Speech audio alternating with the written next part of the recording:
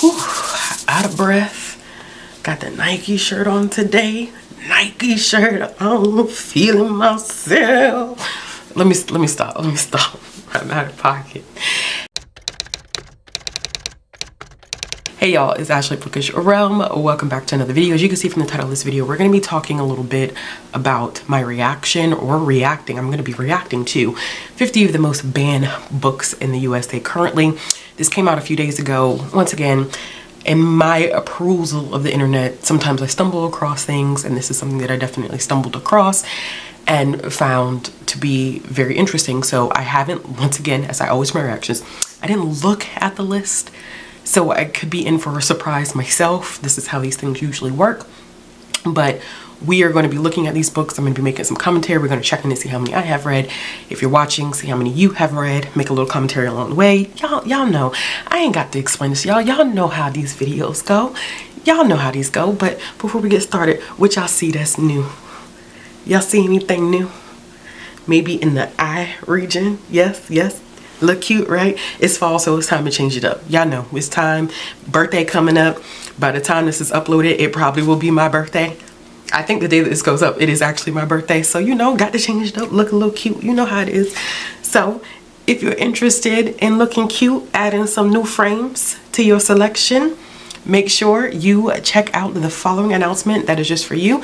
Thank you to GlassesUSA.com for sponsoring this video. If you didn't already know, GlassesUSA.com is one of the biggest eyewear retailers in the US. Biggest. Offering thousands, not hundreds, but thousands of eyeglasses and sunglasses such as Ray-Ban, Gucci, Oakley, and many more. Y'all, that's a lot to choose from.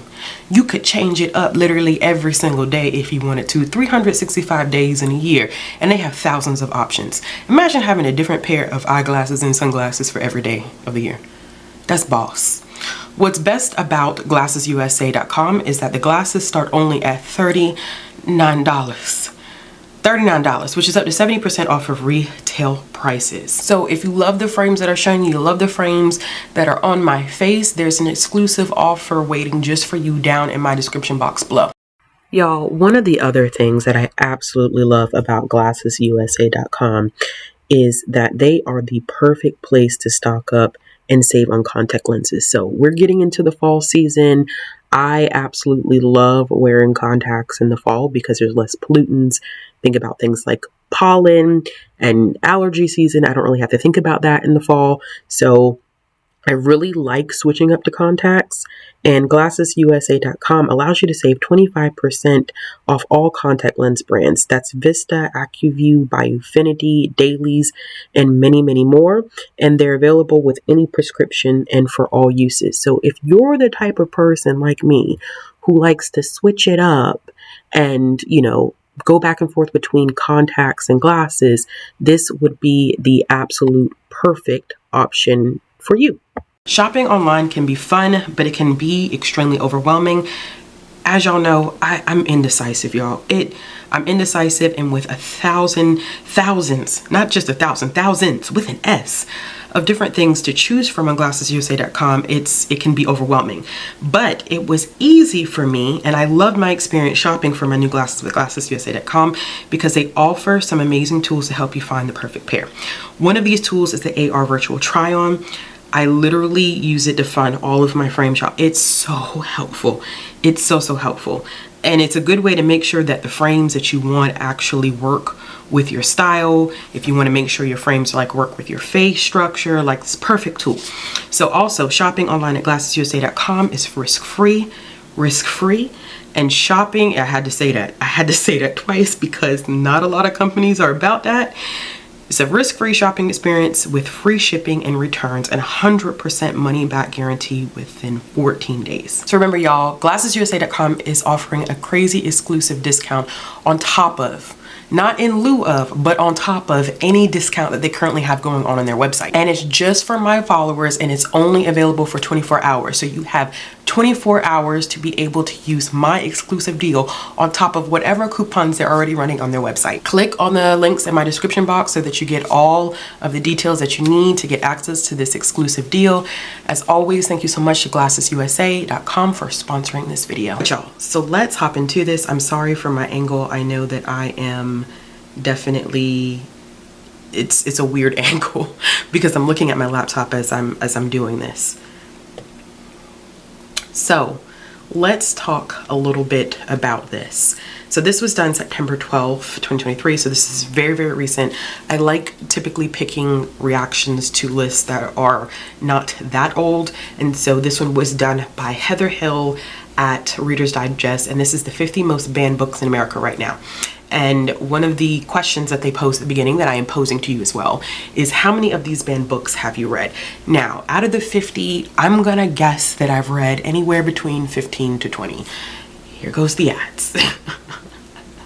I'm guessing that I read anywhere between 15 to 20. I'll be surprised if I've read more, but we can talk a little bit about these, how often I've seen these fandom challenge, and then in the comments down below, feel free to let me know how many of these you've read yourself, and are you surprised by anything that you see at all? Why does my computer say pollen tomorrow? Child. All right, we are scrolling down. Some of these I definitely can see. Okay, so this introduction is just talking a little bit about book banning and censorship, and saying basically that we've probably seen more discussion lately in the news and social media. Definitely something that we keep chatting about here on this channel in particular. And so it also goes into some things that people are doing to push back against book banning and censorship. This is interesting. It talks a little bit about how it's leading to the suppression of minority voices and an erasure of reality. So that's, yikes. We know this. We know this. This is not something new for us. We do know this. It goes into some things that have happened with parents and school boards. And so we're going to keep reading now for the 50 most banned books in America. Oh, I do like this. They're discussing how they came up with their list, which is important because I typically either deal primarily with American Library Association, or I deal with PEN America. And so they created a list of America's 50 most banned books from the first half of the 2022 to 2023 school year using data from PEN America. That makes me feel good because I solely depend upon them and ALA. PEN America, I think, has more detailed information because they keep a comprehensive index of school book bans. If you have never seen their list, it is intense, it is very detailed, and it gives a more intensive scope of what's going on than ALA. So ALA typically in April during National Library Week, they release what used to be the top 10, but this year it was the top 13 based off of last year's data. They only talk about the titles and the numbers. With PEN America, if you haven't had the opportunity to check them out, they actually go through the book, the school district, what's currently going on with it, like has it been removed from the shelf, it's still on shelves, and citing the reasons. It's very meticulous, and I respect their team so much for all the work that they did. This goes on to say that in the first half of the school term alone, PEN America found 874 different banned books and more than 1,477 instances. So I always like to make sure that I explain the differentiation, or I like to differentiate between these two, that when you see more instances and less books, it's because people are usually making multiple challenges on a single book. So that's why the instances are always going to outnumber the number of books. It goes a little bit into definition, but we're going to go ahead and jump into these books. All right, so first one, People Kill People by Ellen Hopkins. This is one that I actually had not seen on a list before. To make it the 50th most. Ellen Hopkins always ends up on somebody's lips, but I typically see it for Crank, not People Kill People, and I still haven't read this one, although I am interested in it. But it was tied with a few others, including The Kite Runner and Melinda Lowe's Last Night at the Telegraph Club, which, not surprised by that at all. Not surprising. The Absolutely True Diary of Part-Time Indian is usually one that gets challenged or banned every single year. I've seen it a lot on ALA's website, and I actually have read this one. So there is that. This one, Summer, is one that I have seen crop up more this year, and it is one that I have read, although I didn't enjoy. It was not a favorite of mine. I have read it, and it is a Caldecott honor. Illustrations are absolutely beautiful, but I was not a fan of the actual storyline. That doesn't mean that it should be banned though. So that's two that we have so far. Lucky. I haven't read Lucky. I have read Alice Sebold's other book, and of course we know that there are some interesting things going on with her because of a man that was wrongly convicted of raping her, and so there's thoughts there. Now Lucky, I believe, was pulled from shelves by the publisher because of the fact that it because it's a memoir but it's not accurate, which is, yeah, it's unfortunate. I have not read that one. The Nowhere Girls by Amy Reed. This is actually my first time seeing this one. It's a feminist book that chronicles perspectives of 3 girls from very different backgrounds who team up to avenge the rape of a classmate. Of course, that one probably got banned because of the content in terms of having conversations about feminism, sexism, rape culture. Not surprised, but I haven't read it.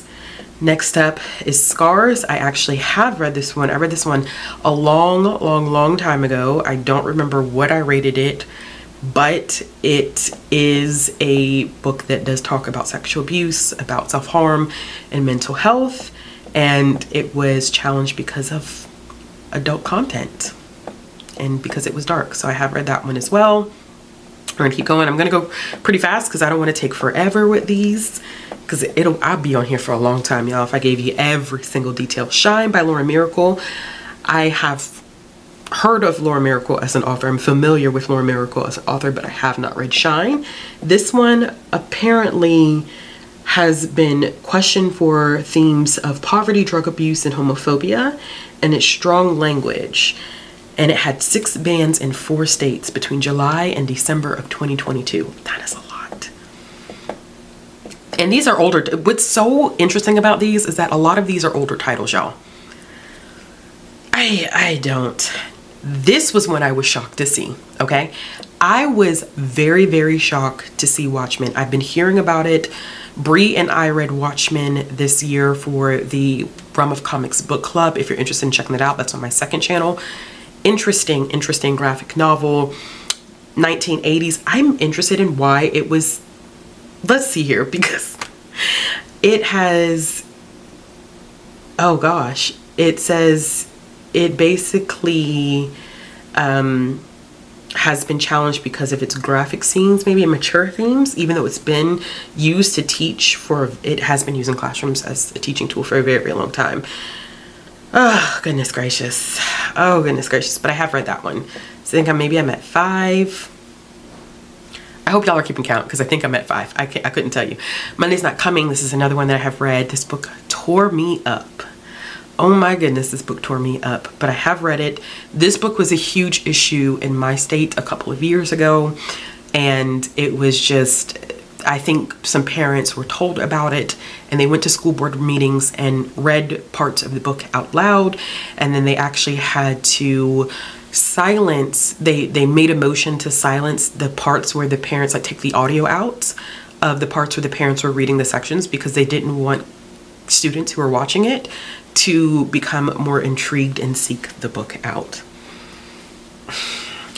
It definitely addresses how the system routinely neglects and forgets about Black women and Black girls, and it was banned 6 times in the first half of the 2022-2023 school year alone. Not surprised there. Lawn Boy always ends up on, I've seen this a couple times on ALA's list. I have not read it, so I'm not surprised. Keep in mind how old some of these novels are. This one was published in 2018, and it had 6 new book bans levied against it during the first half of the school year. Not surprised. That is one that is frequently challenged. Judy Blume Forever. I read this one this year or last year. Did I read it last year, or I think I read it last year during Banned Books Week. I did a whole week-long reading vlog, and I read Forever. Very interesting. Very interesting book. I can't even remember what I rated it, but it's been banned off and on, like it says here. It's been banned off and on, y'all, for years. This is nothing new. Forever has always been challenged because of the sexual content in it, in which Judy Blume was attempting to illustrate the emotional and mental impact that can have on a teenager, and what that could mean for them in the future, especially during a time when sex was not talked about openly, and not just like ramifications of just having, but like emotionally what happens. You know, like we always talk about pregnancy, we talk about the, you know, exchanging of or the possibility of catching an STD, but even then, actually, that wasn't really part of the conversation. I think pregnancy was mainly part of the conversation, but we never talk about other ways that this impacts you or how it makes you feel physically, emotionally, mentally. And so she does dive into a lot of that. Not surprised, because it's always been challenge. I think I'm up to 6. I hope someone's keeping count. Like I said, 6. The Handmaid's Tale is one that's becoming more frequently banned and challenged. It's definitely one that a lot of people have read, and I mean, over and over again, this is one that will not go without being banned or challenged, y'all. It just won't. It just won't. This is a new one for me. Oryx and Crack. I'm probably saying that wrong. It got 6 more bans. It is the first book in the acclaimed Mad Adam trilogy. I have not read that one. Actually, I don't think I've ever even heard of that one, which is pretty ironic. Me, Earl, and a Dying Girl is one that is always, always, always challenged and banned. This is not a new one to the list. This usually appears on one of ALA's lists, I feel like almost every year. This book was published in 2012. We're talking 11 years later, and we are still dealing with issues related to Me, Earl, and a Dying Girl. I don't understand it. The Upside of Unrequited. Did not know that this one had been getting this many bans and challenges to make it in the top 50. That's wild. It got 6 because, of course, LGBTQ plus themes. It's not surprising at all. I did not know, though, that it had gotten that many challenges and bans. The Hate You Give, one that I have read, I think that puts me at 7. This ends up on the list every year for ALA, so I'm so accustomed to seeing The Hate You Give. A lot of the challenges and banning related to The Hate You Give has to do with the depiction of police, and people just don't like that. So there's that. But this one got 7 additional bans, which, and I feel like since that book has been published, it's been getting challenged and banned all the time. All these ads on the side. Go away. Go away. It won't let me go away. It's fine. Eleanor and Park. Not expecting that one. That's okay. It's mainly challenged because of coarse language. This also got 7 additional bans. Goodness gracious, y'all. I just can't. 19 Minutes is a new one. Jodi has spoken out about her books facing a lot of issues in Florida. She did a whole TikTok about that. And this one was published in 2009. I also got 7 additional bans, but it's about a school shooting. It's banned less, this is ironic, it's banned less for guns or violence and accusations of pornographic content.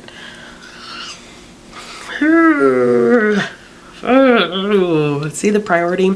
Out of Darkness, another one, constantly see this one, always on ALA's list. Not Surprised by Ashley Hope Perez. This one was published in 2015. If you're noticing a trend, okay? Noticing a trend. It made the list for graphic depictions of teen sex, and it was banned an additional 7 times at the beginning of the 2022-2023 school year. Jennifer Niven, Breathless. I did not know that this one was getting challenged this much. Of course, I'm familiar with All the Bright Places. I haven't read that one, but this one also got 7 additional bans. I'm not sure why it's been getting challenged or banned. It doesn't say why. Probably because of the exploration of sexuality, to be honest with you. That's usually what it is.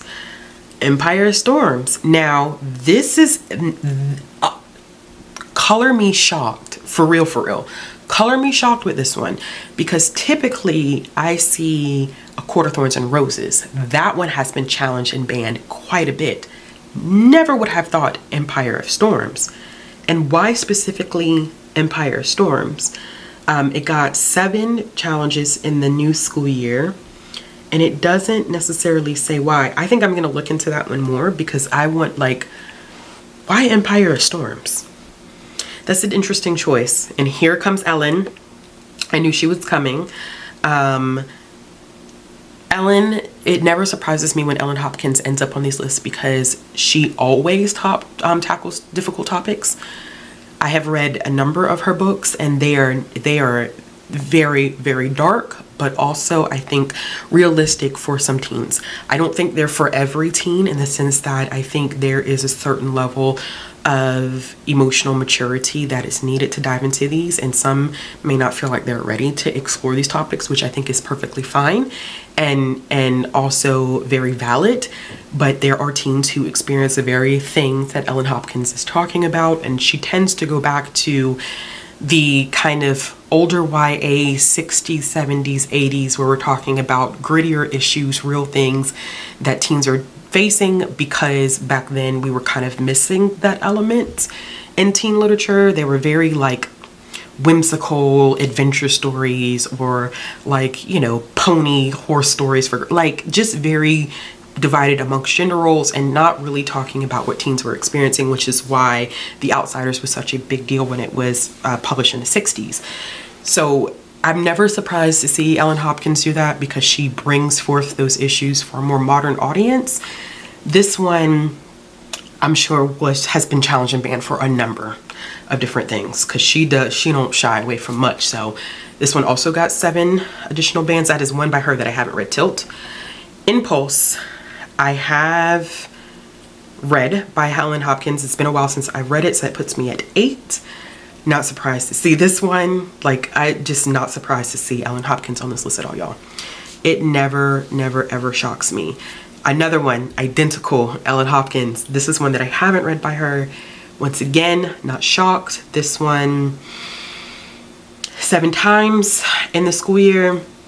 I think anytime that someone gets a grasp of one of Ellen Hopkins' books, they go for all of them. See, here we go again. Fallout, Ellen Hopkins. They have been trying to get rid of all of her stuff. Now, this is the 3rd book in the Crank series. I have read the first 2 in the Crank series.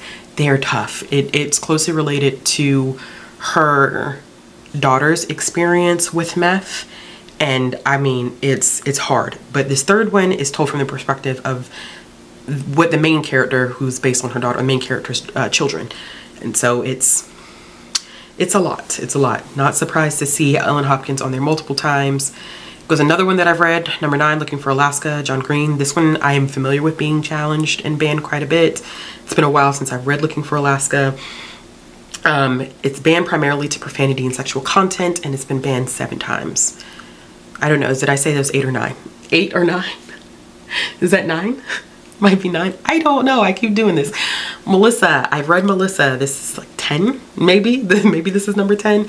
This is always on ALA's list as one of the top challenged or banned books. It's always on ALA's list, and it says here, it's been on the American Library Association's top 10 most challenged books list more than once since its 2017 debut. It rarely ever is not challenged or banned, and it's pulled because of the LGBTQIA+ content, because the main character is a transgender girl who wants to be in a play. Like, it's so disheartening sometimes. I feel so defeated sometimes looking at some of this stuff. 23, this is a book that I've never heard of before, The Carnival at Bray by Jessie Ann Foley. This one is a coming of age story. It was, let's see, 7 bans during the school year. It's been banned for exploring themes of self-discovery, sex and sexuality, drugs, assault, and suicide. That's one that I've never heard of that book in general. Damsel. Really? Really? Banned 7 times? I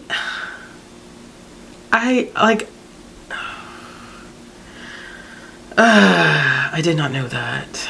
I didn't know that. I'm gonna keep going. The Sun and Her Flowers, Rupi Kaur, I feel like I say the last name wrong. What is the other one? Milk and Honey? Is it called Milk and Honey? I know that one has been challenged and banned, so it doesn't surprise me to see The Sun and Her Flowers on here, because typically when one gets challenged, they start looking for others. It's a book of poetry. It's gotten 8 bans in the school year. I don't know, y'all. I just be wondering sometimes. This doesn't surprise me. Is this 11 for me? 13 Reasons Why by Jay Asher. Not surprised. This has been challenged and banned, I think, for a minute, especially with the Netflix TV adaptation. I am pretty sure that it's a thing. We know that there's still controversy circling Jay Asher, but I read this book, then I had to read it for grad school, and I have seen quite a bit of the Netflix adaptation. Scrolling down a little bit more here, Red Hood. I must be connected to, once we found one book, we just started hunting for Red Hood. Got 8 bans for sexually explicit scenes, which has been categorized as pornographic.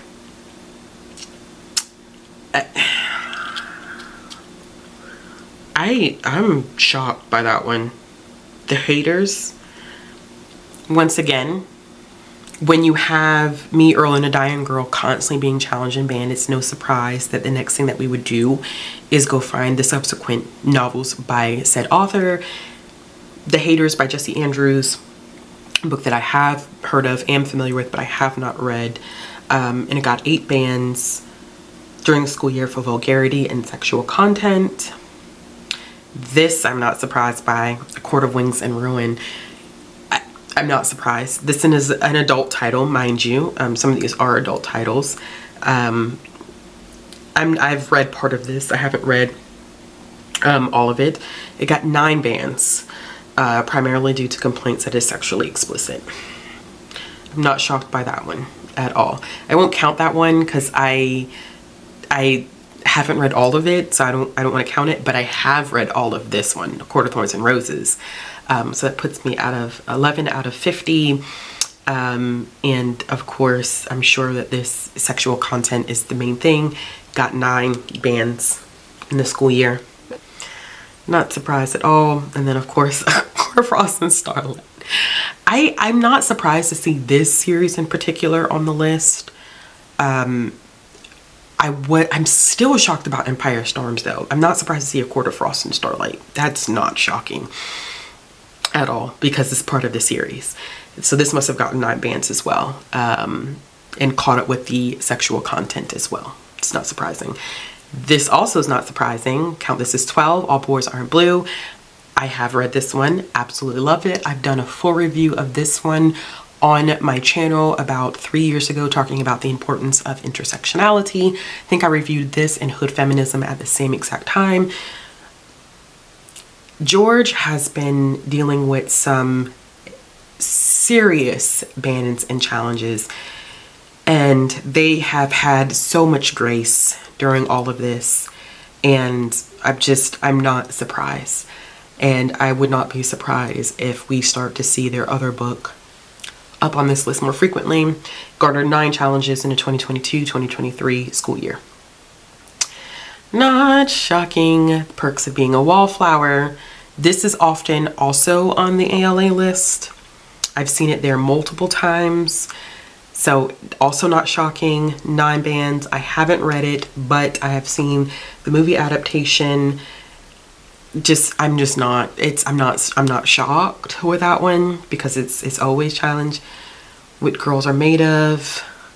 They really did just like Elena K. Arnold. They just went through the entire backlist of this author and decided like, oh, we're just going to challenge everything. This one got 9 bans and it has to do probably with the sexuality of it, because it says it's self-discovery, sexuality, agency, obsession, and subservience, mother-daughter relationships. These are the themes in the book, societal influences, and so much more.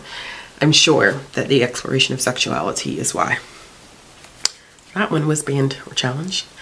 The Bluest Eye, it's 13 for me. I just did a whole book, banned book diary on The Bluest Eye. I will say, before I scroll down, The Bluest Eye is not for the faint of heart. This is my second time reading it, and it's still, oh goodness gracious, it still gets to me every single time. This one had 10. The Bluest Eye is always on ALA's list. Not surprising. Not surprising to see this one at all. It's always banned and challenged. And a lot of times it has to do with, it's not like necessarily, I think The Bluest Eye is readily available on library shelves, like school library shelves. A lot of times The Bluest Eye is available when you're taking like an AP literature or AP language course, or an IB English course, and they have it as an option, as a book that you can read, which it's optional. I just don't understand, like, if you don't feel comfortable with the content, your child just doesn't have to read it. But nevertheless, if my child can't read it, why not? Yes, Milk and Honey. Okay, so I didn't lose my mind. Milk and Honey did end up, I knew I had seen it. This one got 10 as well. Poetry. This book is gay. Also not surprised to see this one. I don't know how often this one has appeared on the ALA list from my knowledge, but I know that it is always getting banned and challenged. I actually have a copy. I may use that one for my next banned book diary. I haven't decided yet. This one got 10 bans, and it's such a vital resource. I don't think people realize, like, this is a vital resource for a lot of LGBTQIA plus kids and their parents or family members. Just not surprised. Push, always see this one get challenged or banned as well. I've seen the movie adaptation of this one. It's got 11 challenges and bans in the first half of the school year.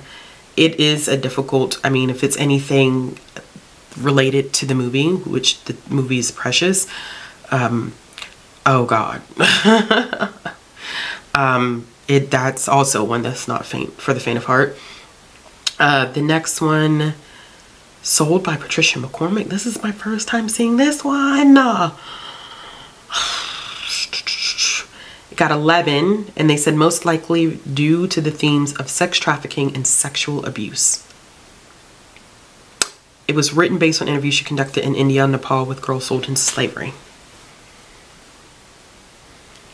I think I get frustrated because I'm like, this is really happening. And so are we just saying that like, oh, this is not appropriate content? And it's just like, but I think I get aggravated. I get so aggravated trying to like put this stuff into sentences, because I feel like, yes, you do choose what's appropriate or inappropriate for your child, but it's like, if you feel like your child's not ready to learn about this stuff, I guess that's one thing. But to tell people like you shouldn't be talking about this at all, or your children shouldn't be reading this at all. I mean, think about the kids that are actually experiencing this. Goodness gracious. Okay. A Court of Mist and Fury. Is this the, oh, this is the third one. I was like, did we not already see this? Oh, so this one got how much did this get? 11 bans. More so than the other ones. I'm surprised. A court of what is this the second one? This is the second one. I don't know why I thought that maybe it was the third one. The third one was up there. I'm getting myself confused. Okay, yes, I'm not surprised to see this one up high because of that one scene. So I lied earlier. I had not read part of the other book. I have read part of this one. Confusion. Crank. This is 13 for me. Yes, I have read Crank. Yes. Not surprised to see this. 12 bans. Not surprised. And this is probably the ban that started the kind of just the channeling into all of Ellen Hopkins' works, which is why we saw so many of her stuff back to back to back. But Crank is usually like the tip of the iceberg before they just start digging and looking for everything by her to challenge or ban it. Not surprised there.